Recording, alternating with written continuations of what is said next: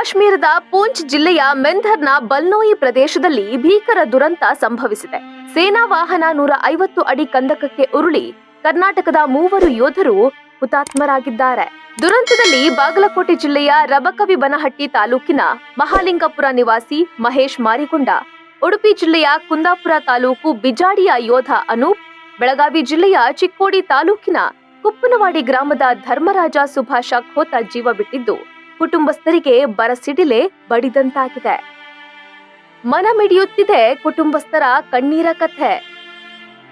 ಇನ್ನು ಮಹಾಲಿಂಗಪುರದ ಮಹೇಶ್ ಮಾರಿಗೊಂಡ ಕಳೆದ 6 ವರ್ಷಗಳಿಂದ 11ನೇ ಮರಾಠ ರೆಜಿಮೆಂಟ್ನಲ್ಲಿ ಸೇವೆ ಸಲ್ಲಿಸುತ್ತಿದ್ರು.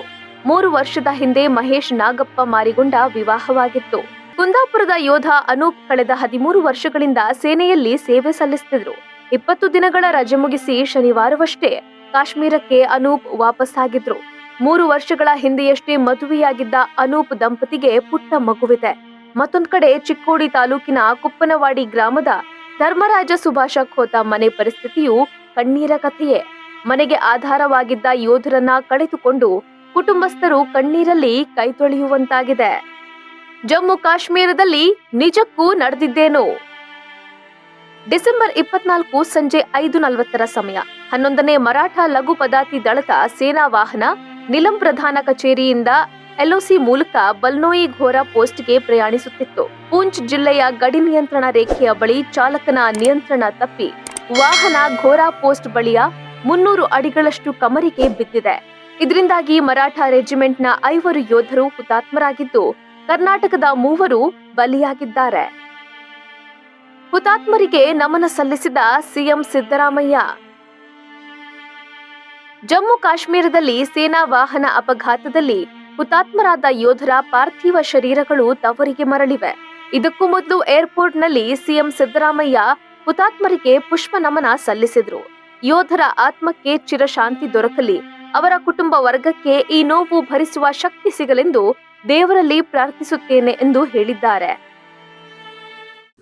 ನಮ್ಮ ಸೈನ್ಯದ ಯೋಧರು ರಸ್ತೆ ಅಪಘಾತದಲ್ಲಿ ತೀರ್ಕೊಂಡಿದ್ದಾರೆ. ದಯಾನಂದ್ ಕಿರಕಣ್ಣನವರ್, ಬೆಳಗಾವಿ, ಧರ್ಮರಾಜ್ ಸುಭಾಷ್ ಖೋತ ಚಿಕ್ಕೋಡಿಯವರು, ಮಹೇಶ್ ನಾಗಪ್ಪ ಮಾರಿಗುಂಡ ಮಹಾಲಿಂಗಪುರ ಬಾಗಲಕೋಟೆ, ಆಮೇಲೆ ಅನೂಪ್ ಪೂಜಾರಿ ಕುಂದಾಪುರ. 4 ಜನ ಕರ್ನಾಟಕದವರು. ಕರ್ನಾಟಕದ ಯೋಧರು ಅಕಾಲಿಕ ಮರಣಕ್ಕೆ ತುತ್ತಾಗಿದ್ದಾರೆ. ಅದರಲ್ಲೂ ಆಕ್ಸಿಡೆಂಟ್ ನಲ್ಲಿ ಸತ್ತಿರ್ತಕ್ಕಂಥ ಇವರ ಆತ್ಮಕ್ಕೆ ಚಿರಶಾಂತಿ ದೊರಕಲಿ ಅಂತೇಳಿ ನಾನು ಪ್ರಾರ್ಥನೆ ಮಾಡ್ತೇನೆ. ಇವರ ಕುಟುಂಬ ವರ್ಗದವರಿಗೆ ಇವರ ದುಃಖವನ್ನ ಭರಿಸ್ತಕ್ಕಂಥ ಶಕ್ತಿ ಕೊಡ್ಲಿ ಅಂತೇಳಿ ದೇವರಲ್ಲಿ ಪ್ರಾರ್ಥನೆ ಮಾಡ್ತೇನೆ. ಮತ್ತೆ ಸರ್ಕಾರದಿಂದ ಏನೆಲ್ಲ ಇವರಿಗೆ ಪರಿಹಾರ ಕೊಡಬೇಕು, ಆ ಪರಿಹಾರನ ಅವರ ಕುಟುಂಬ ವರ್ಗದವರಿಗೆ ಕೊಡ್ತಕ್ಕಂಥ ಕೆಲಸವನ್ನು ಮಾಡ್ತೇನೆ.